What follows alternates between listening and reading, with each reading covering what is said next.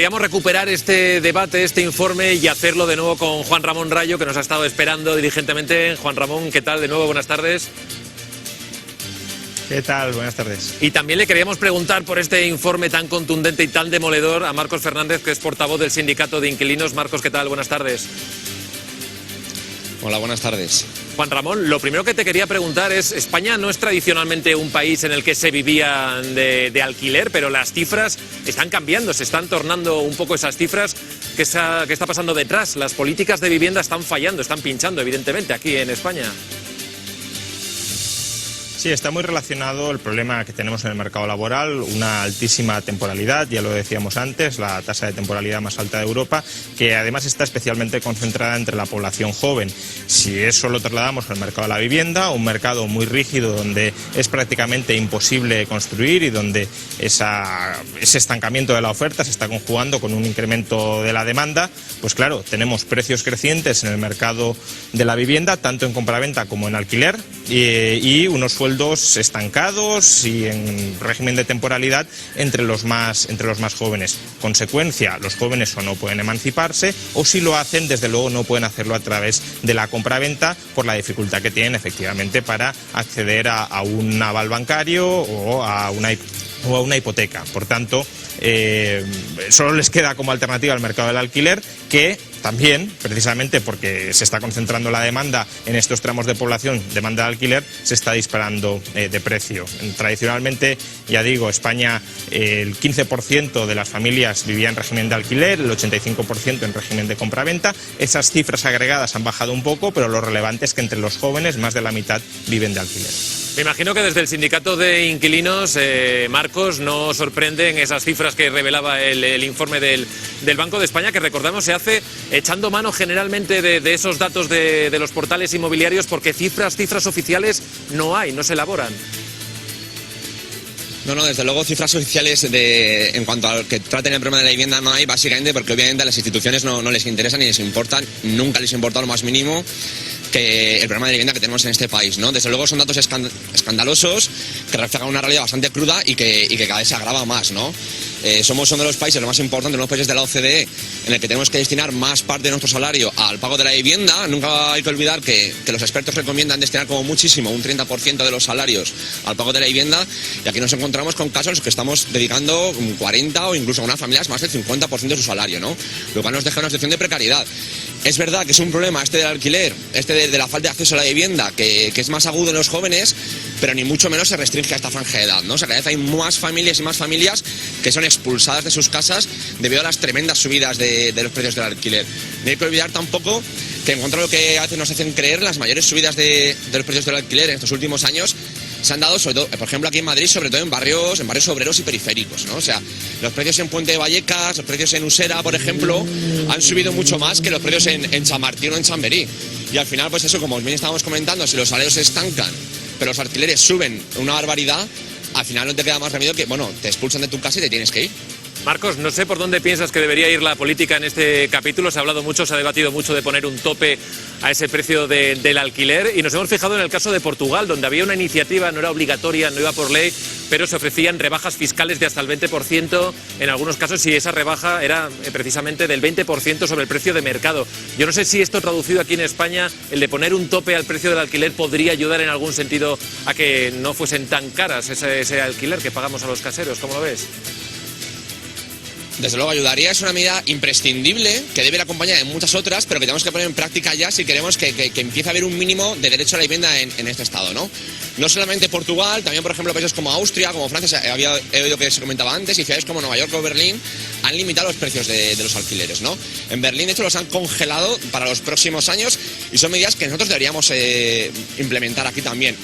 Pero efectivamente no basta con limitar el precio del alquiler, no basta con poner un precio máximo al metro cuadrado que se ponga en alquiler, teniendo en cuenta cuestiones como la renta, los salarios, sino que también, desde luego, hay que movilizar los millones de viviendas vacías que tenemos aquí, que es otro de los grandes problemas.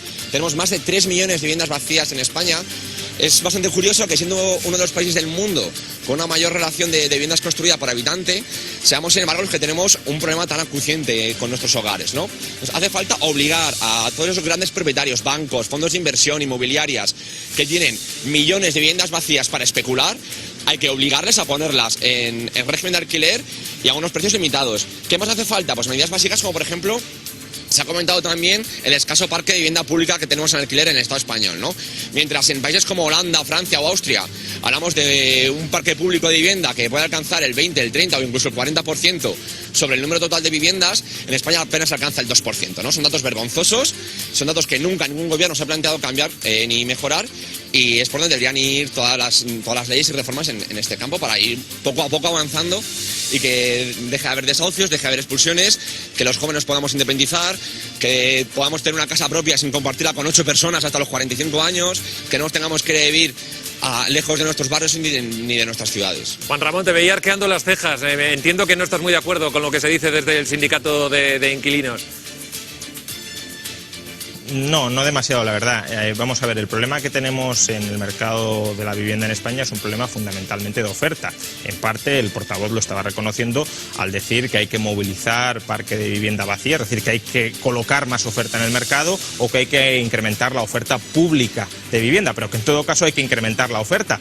Pero si es un problema de oferta, y lo es, la medida principal para aumentar la oferta en grandes cantidades es fundamentalmente liberalizar el mercado inmobiliario para que se pueda construir más. Estamos hablando estos días de la operación Chamartín, que va a colocar en el mercado 10.000 viviendas, pero no olvidemos que esas 10.000 viviendas suponen una restricción de la oferta inicial que se planteaba en la operación Chamartín desde las 17.000 que se pensaban. Es decir, el ayuntamiento, con su política urbanística, ha reducido el número de viviendas que van a salir a oferta. Y evidentemente, si reducimos la oferta de viviendas y la demanda se mantiene o aumenta, porque hay muchas personas que quieren venir a vivir a grandes ciudades como Madrid, Barcelona, Valencia, Málaga, donde cada vez más se concentran oportunidades laborales o donde se está generando un ambiente cosmopolita y abierto donde mucha gente quiere vivir, pues evidentemente si la demanda aumenta y la oferta se mantiene restringida, los precios suben. Y desde luego poner un tope a los precios mientras la demanda siga superando la oferta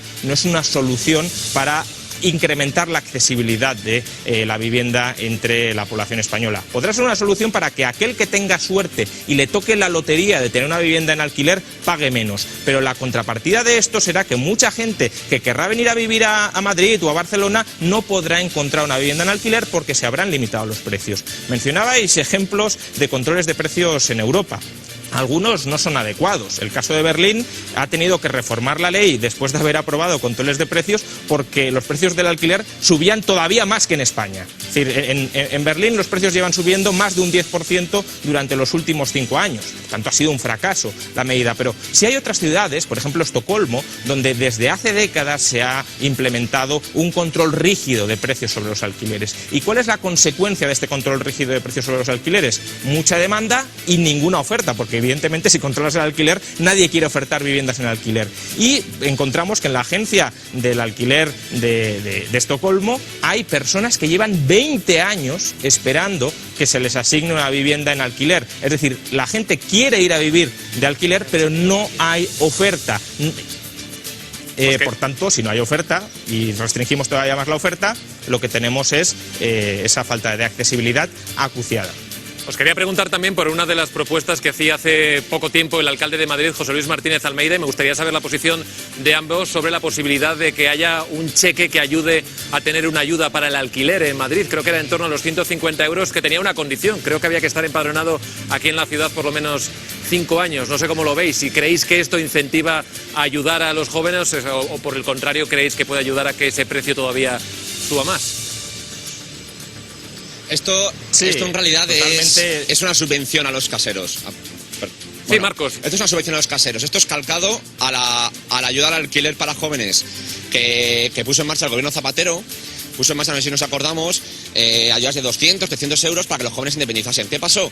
Que los caseros lo que hicieron fue subir el alquiler 200 o 300 euros porque se enteraron de que de repente tenías una ayuda. O sea, al final esto lo que hace es poner un parches para evitar regular los precios, para proteger una vez más los intereses de la banca, de los grandes propietarios, de los fondos de inversión. Lo que hace es dar dinero público a los caseros. Y nosotros, como insistimos, es lo contrario. Lo que hay que hacer es obligar a los caseros a poner en alquiler sus viviendas, nada de tenerlas vacías, obligarles, no darles ninguna migaja por ello, porque es lo que tienen que hacer, porque la vivienda es un bien de uso social y no es una mercancía con la que especular. Obligarles a ponerse en alquiler y con unos precios fijados. Y no seguir haciendo, como proponía este señor, liberalizar, como se ha hecho aquí desde hace décadas, que es darse contra un muro. No hay que olvidar que en los años de la burbuja, el gobierno de Aznar, por ejemplo, liberó el suelo, como no se ha liberado nunca. Aquí construimos más viviendas que en Alemania, Francia e Italia juntas. ¿Y qué pasó? ¿Aumentó la oferta? No. ¿Bajaron los precios? No. Los precios siguieron subiendo hasta que al final estalló la burbuja. Y lo que estos señores proponen es que nos comamos otra burbuja igual o peor. Desde luego no basta, como decía antes, con regular los precios de los alquileres. Hay que obligar a todos estos fondos, toda esta banca que tiene grandes cantidades de viviendas vacías, hay que obligarles a ponerlas en alquiler. Juan Ramón Rayo, brevemente, vamos a cerrar para tener la posición, porque también te veo que no estás muy de acuerdo con esta posición. Sí, no. Hombre, brevemente, hablar de que los fondos tienen grandes cantidades de viviendas en Madrid, las SOCIMIs, la oferta del mercado inmobiliario que controlan y que ponen en alquiler, es decir, que no la mantienen vacía, es del 3,5% de la oferta total de vivienda en alquiler. Pensar que el 3,5% de la vivienda total en alquiler te permite manipular los precios cuando además las estás poniendo en alquiler, pues es no entender lo básico de la oferta y la demanda. Se ha comentado que aquí en España se liberalizó el suelo. ¿Cuándo se ha liberalizado el suelo? Más allá de la propaganda y en el relato que algunos se han creado. ¿Quién decide dónde y cuánto se puede construir en las ciudades españolas? El concejal de urbanismo de los ayuntamientos. Precisamente por eso la corrupción durante los últimos años se ha concentrado en las concejalías de urbanismo de los ayuntamientos, porque son ellos los que deciden dónde y cuánto construir. Si estuviera liberalizado, eso no sería una potestad del concejal del ayuntamiento de turno. Y precisamente porque lo es, hay corrupción. Por tanto, no hay libertad para construir en España. Es verdad que durante la burbuja se construyó mucho, al calor del crédito barato, no al calor de una libertad de oferta inexistente, y eso provocó que con el pinchazo de la burbuja los precios cayeran. Claro que cayeron los precios, no antes de 2007, pero sí después de 2007. Decir que hay muchísima vivienda vacía en España es falso. La vivienda vacía está donde no se la demanda. En las grandes ciudades no hay apenas vivienda vacía. El porcentaje y el número absoluto de viviendas vacías en Madrid o en Barcelona está en mínimos históricos. El menor porcentaje de España de viviendas vacías está en Madrid, en Barcelona y en las provincias vascas. No, ¿cómo que va a ser mentira? Mírate el informe del INE sobre la vivienda vacía. Mírate el anuario estadístico de la Comunidad de Madrid. Una de cada 3 viviendas vacías en Europa están en el Estado español. Una de cada 3 viviendas vacías en Europa está en el Estado español. Pero en España, no en Madrid y Barcelona.